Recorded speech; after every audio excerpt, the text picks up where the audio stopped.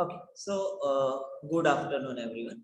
So, like we had seen in the last classes, we looked at the structure of the nephron in terms of what is the structural organization. Glomerulus, Bowman's capsule, and whole of this structure is called as renal corpuscle.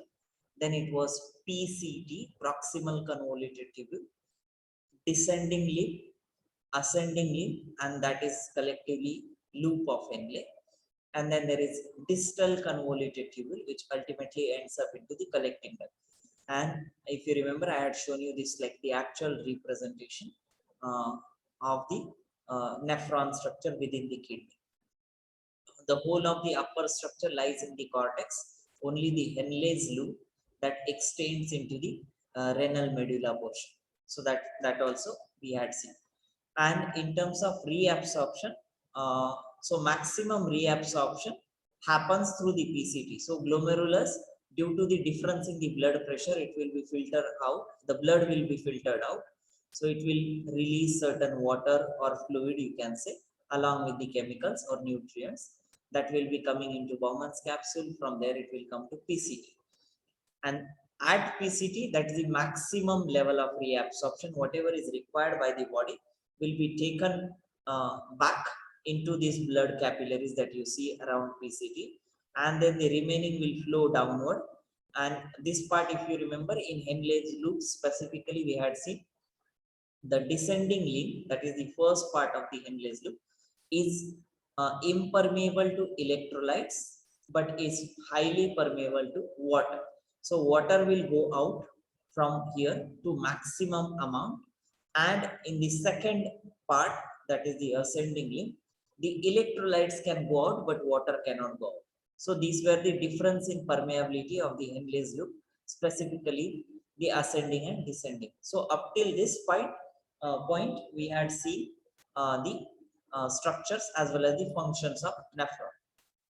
Now, in the distal convoluted tubule, which is the last part of the nephron, it will connect and empties its content into the collecting ducts, which is the larger branch of all the nephrons connecting to each other. And that lines the medullary pyramid. So in between the medullary pyramids, you will see the collecting ducts. So again, if I go back to this diagram, you can see here these openings or these branches of the collecting duct, they are leading to the different nephron structure. So one that is pointing with the cursor, so that is one point. There is another one here, and so on. So there, all these distal convoluted tubules of different neurons will end up into collecting duct, and that's what the first point says.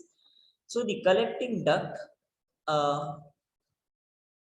duct's mass contains, sorry, this word is additional there, you can ignore it. So the contents from the collecting duct, from the multiple nephrons, they are collected together and they will fuse together as they enter the papillae. Papillae was that opening or the apex of the renal pyramids, right? And it finally enters into the renal medulla. So similar to proximal convoluted tubule, the DCT also secretes ions such as hydrogen, potassium, and ammonia, and into the filtrate as in whatever is going out, out in the sense in as a part of urine, while reabsorbing the bicarbonate. So this part remains common between PCT and DCT. They will secrete these ions and they will reabsorb the bicarbonate, and that way, depending on how much amount of reabsorption is happening, the water as well as the fluid balance and the pH will be maintained within the blood capillaries. So that is the function of PCT as well as the DCT, and they do reabsorption as well as secretion of different ions. The conditional reabsorption of sodium ion and water takes place in DCT, that is distal convoluted. Conditional reabsorption means depending on how much of the sodium is present within the body and how much of water is present within the body. So that's what is conditional reabsorption. If it is less within the body, everything that is going in the urine or that filtrate will be taken back into the blood. And if it is excess within the blood, then it will be obviously passing through the urine, and thus it maintains the pH and the sodium potassium level even in the blood cells, or rather the blood, not the cells as such. So this may be a little wrong here, blood. So that is the distal convoluted tubule in terms of its function. So it is involved in the secretion of hydrogen, potassium and ammonium ion, and reabsorption of the bicarbonate ion, and it also does conditional reabsorption of the water as well as the sodium. And structurally, it is located between the Henle's loop and the collecting duct. So that is the distal convoluted tube. And the last part, that is the collecting duct. It is a long straight tube where the potassium and hydrogen ions, they are secreted to maintain the electrolyte balance. So if at all there is a lot of hydrogen and the potassium ion present within these collecting ducts, they will be secreted out, which will be reabsorbed within the blood to maintain the electrolyte balance as well as the pH balance. And this is also the region where maximum reabsorption of water takes place to produce the concentrated urine. So more and more water is reabsorbed from the collecting duct so that the urine becomes more and more concentrated. And that is when, if you have noticed sometime, that if you don't urinate for a longer period of time and if you hold it for long, then the water is actually getting reabsorbed within the body from the collecting duct, and then it goes back to the blood, and that cycle repeats. But once it is in urinary bladder, there is less chance of that happening. So that's the DCT and the collecting duct. Anyone has any question here?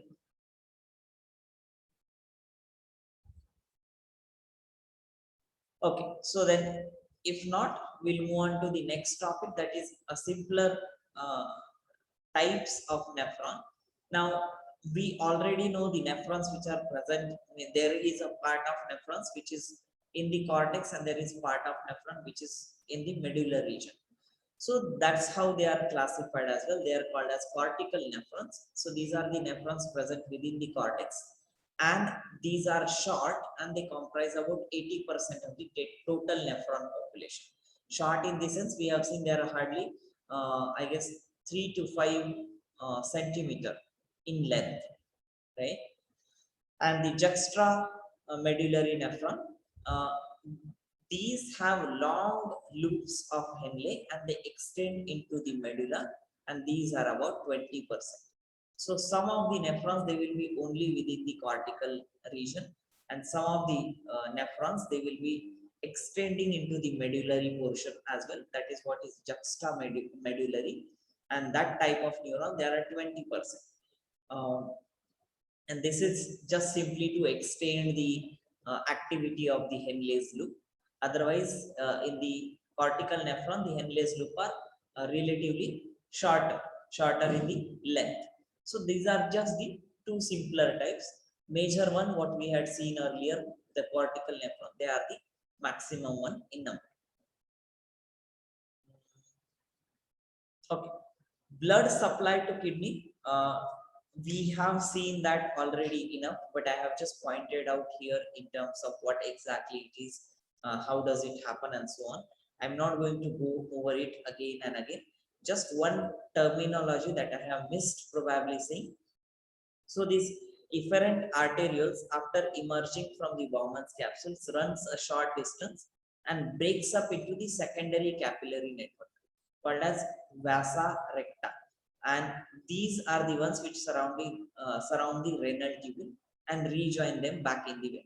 So what it is meaning is, so we have seen the efferent arteriole, and this part of the capillary network is glomerulus. Now, after a short stretch of the efferent arteriole, it further subdivides. You can see here 3 branches and then further subdivision and so on.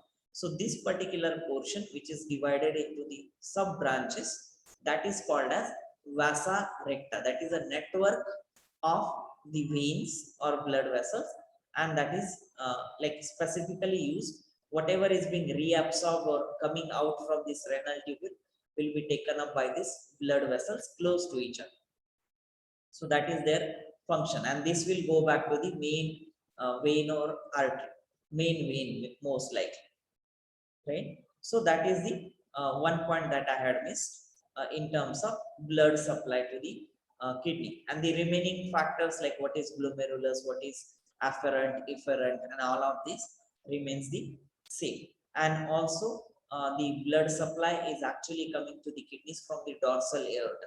That is one branch of the aorta which takes the blood to the kidneys, and from there it will sub branch to bring it to the kidney, again further branch to go to the nephrons. So that is the blood supply to kidneys. If you read it through, you will understand it very easily because this part we had already done. Now the last topic of this chapter is the production of the urine. So the production of the urine is actually divided into the three stages: ultrafiltration, reabsorption, and the tubular secretion. Now, again, the ultrafiltration part we have seen to quite a great extent. So I'll just go through this part a little like once more. So when the blood flows through the glomerulus under a great pressure, which is much greater due to the efferent arteries, which are narrower than the afferent. This part we had seen. The incoming diameter of the arteriole is higher, outgoing diameter is lesser.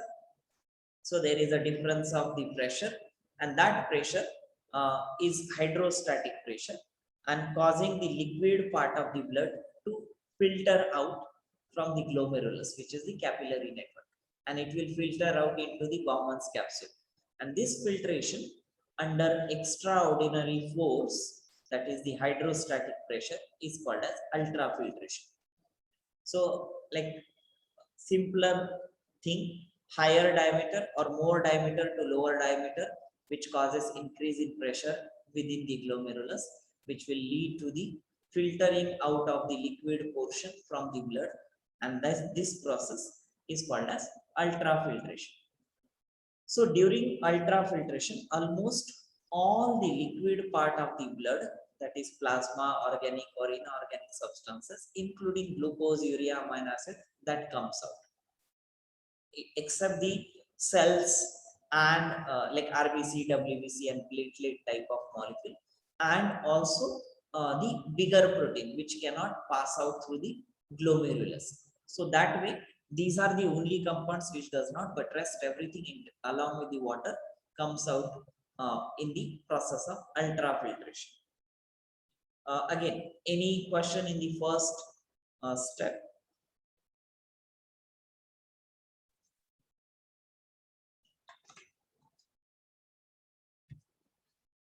Okay, so if not, then the next one, next step is there are two more points. So the fluid that is entering the renal tubule is called as glomerular filtrate. This part also we had seen.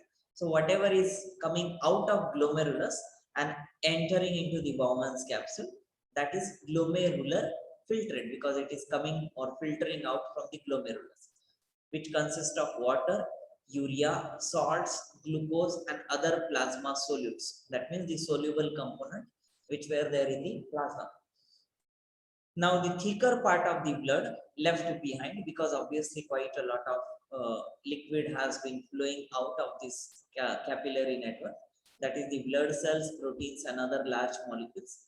They move, or they are left behind in the glomerulus after ultrafiltration, and they are carried forward through different efferent arterioles. So that is what they go further.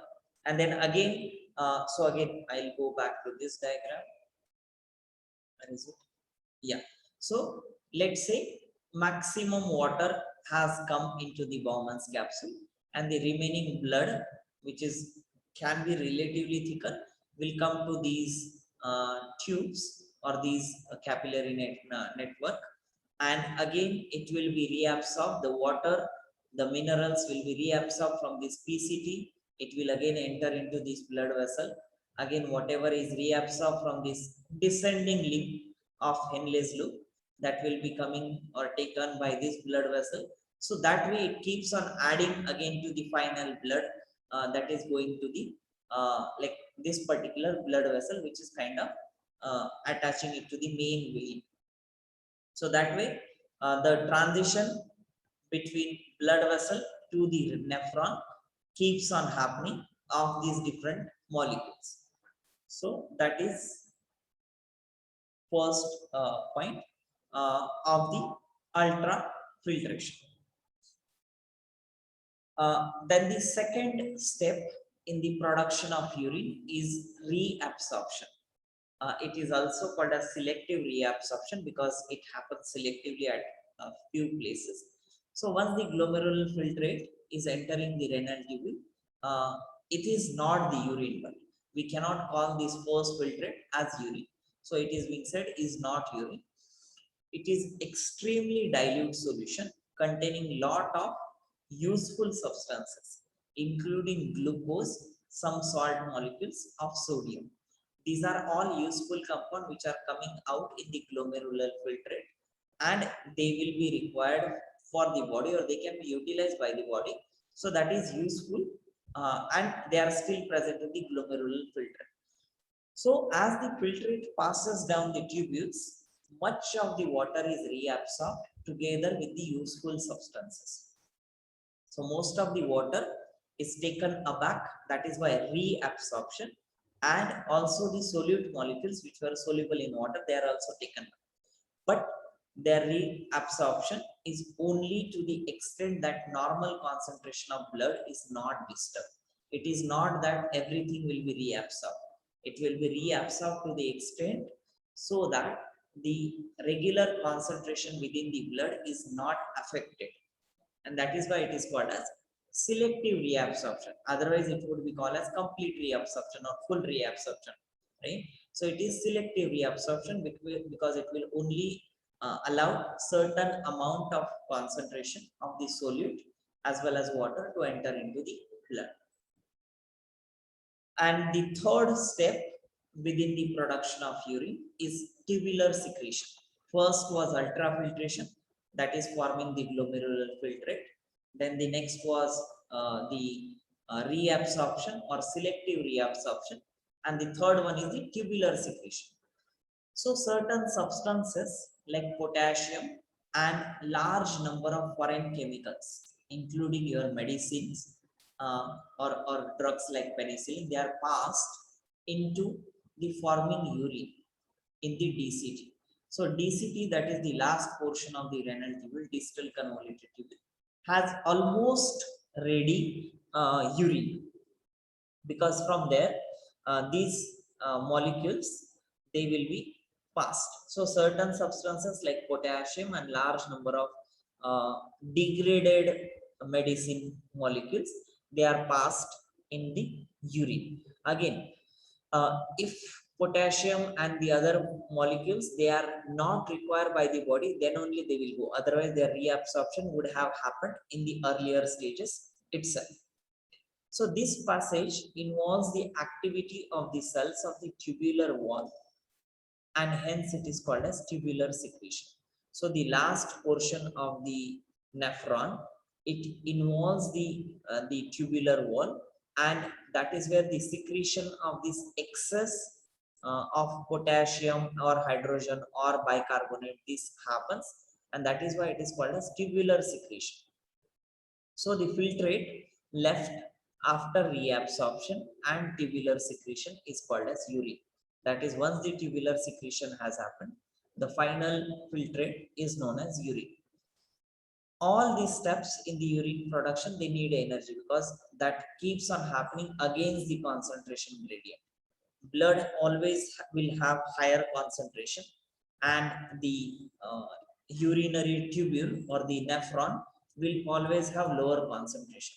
So from lower concentration, it has to absorb all the nutrients back into the blood, and that is an active process. So that will always need energy, and hence the oxygen demand of the kidney is higher than that of the muscles. Muscles, they also need quite a lot of energy, but it is at resting stage, it is surely higher in kidney compared to the muscle. So that is the last step of the tubular secretion. So ultrafiltration, reabsorption, and the tubular secretion. These are the three stages involved in the production of the urine. And the last part, which we already know, is the urine excretion, which we have called as maturation earlier also.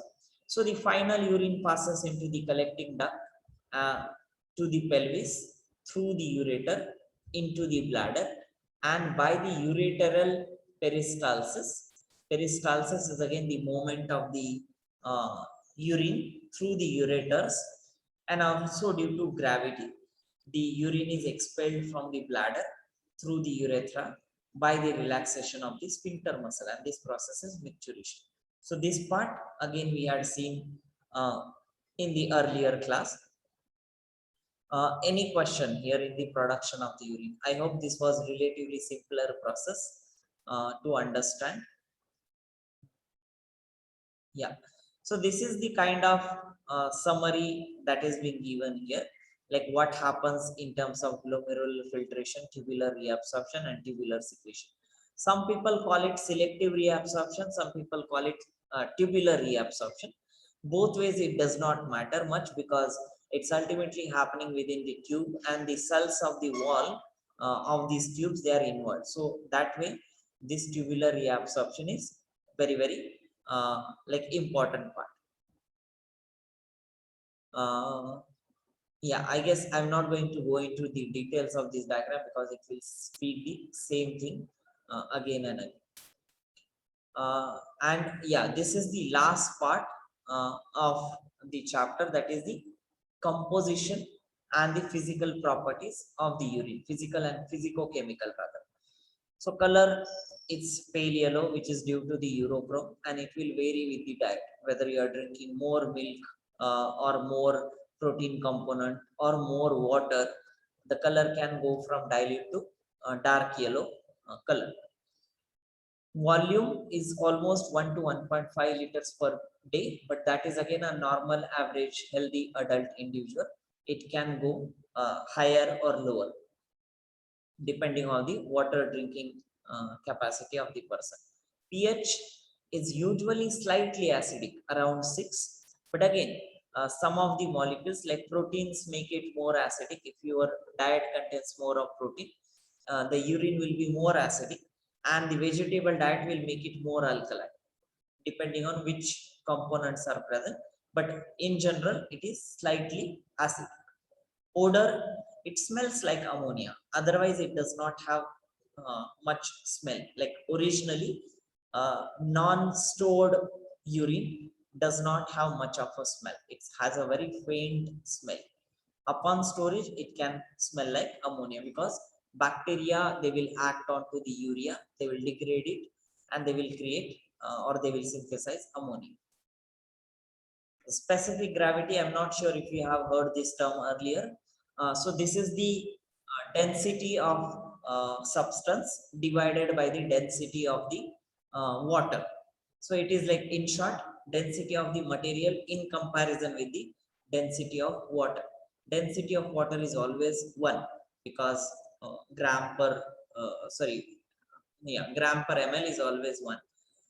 So that way, and when it is compared with that of urine, urine will obviously have certain more amount of salt.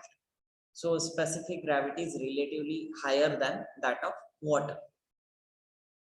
Constituents of urine, it contains water, which is 95 to 98%, urea 2.3 gram per liter, and so on. Again, you just probably need to remember the components, what are they, not their amount as such. So water is maximum, almost up to 98%. Rest are solutes, urea, creatinine, uric acid being the 3 major ones, and then sodium chloride, potassium chloride, ammonia, and other substances. These are the minor ones.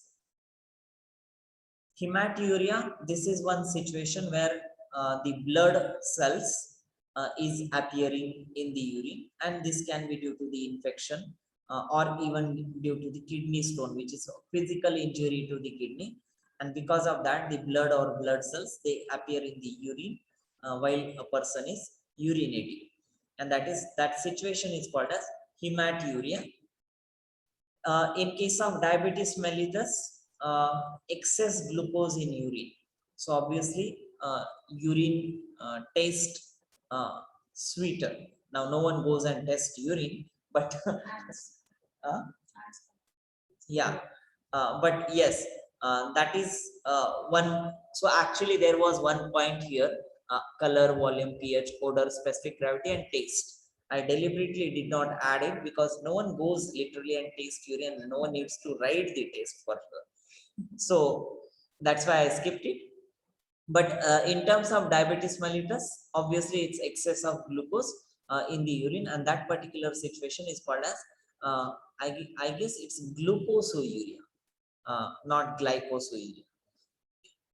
So that is the diabetes mellitus, which is a kind of deviation from the regular urine production. And also diabetes, in case of diabetes mellitus, there is higher frequency of urination also, and that is obvious to the fact that excess of glucose.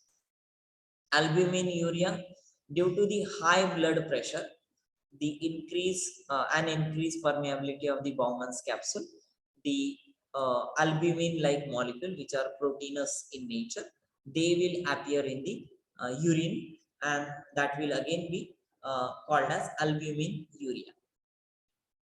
Bile pigments in urine. Now, due to the anemia, that is weakened RBCs, hepatitis-like situation, which is infection, or something like jaundice, or even liver cirrhosis, these bile pigment, they will be secreted into urine because they will be in excess in any of this situation. So these bile pigments will be appearing in the urine. So that is also one of the deviation from the regular urine production. And this part, again, I am little skeptical whether it's in your syllabus or not in your syllabus, but I am taking it still, and I'm not marking it as extra because I have a doubt that this will still be within the syllabus. So that is the regulation of the urine output. It is majorly controlled by the pituitary gland, and this process of diuresis, which means increased production of the urine. So this part is controlled by pituitary gland. So the concentration of urine by water reabsorption is controlled by anti-diuretic hormone, ADH, anti-diuretic hormone, and which is secreted by the posterior lobe of the pituitary gland. So these hormones we have to see again in the chapter, what is that? Endocrine gland. So there we will talk a little bit more about this. But diuresis is the increased production of urine, and anti-diuretic, so it is decreased production of the urine. So to decrease the production of the urine, pituitary gland will secrete ADH, which will cause more reabsorption of water, and that way the urine amount will be less. So that is the general regulation of the urine output. And there are these compounds or medicines which we simply call as diuretics. There are medicine as well as the regular what we say compounds or substances like liquids. More drinking of the liquids or water, tea or coffee, they are natural diuretics, and also alcohol, which is also one of the diuretics. So if you drink any of these, it is going to cause increased production of urine, and which you might have observed as well. Gout is a specific situation where the uric acid deposition happens in the joints. Specifically, it is primarily deposited in the feet of a person because due to the gravity, the blood is flowing down, of course, and that's where the uric acid starts depositing, and the other areas of the body, the blood keeps flowing. So that is gout, which is deposition of the uric acid. And why does that happen? Because uric acid is less soluble in water. Amount of uric acid within the urine itself is very less, and if it is more, Then we can also have problem of kidney stone. So more uric acid within the body can lead to this kidney stone like problem. And the last uh, point of osmoregulation. Osmo, it refers to the osmotic pressure. So the regulation of this osmotic pressure within the blood or within the body fluid is called as osmoregulation. How does it happen? Kidney, while removing the water, it also the kidney, while removing the water, also removes the substances like urea from the blood and regulates the composition of water and salt. And that's how it regulates the osmotic pressure of the blood. Osmotic pressure of the blood in the sense the balance of the fluid in terms of electrolyte or the molecules. So that's what is osmoregulation. And this fact, again, the person urinate fewer times in summer than winter because more water is lost in the summer through perspiration or sweating than in winter. And also water needs to be conserved uh, in the summer because again the evaporation the water loss is more from the body. So that's when the person urinate fewer times in summer than in winter. This was one of the question being asked in one of the board exam. Why does this happen? So that's when you have to explain all of this. With this we are done with this chapter. Mm, if anyone has any question you can ask, otherwise we'll stop here.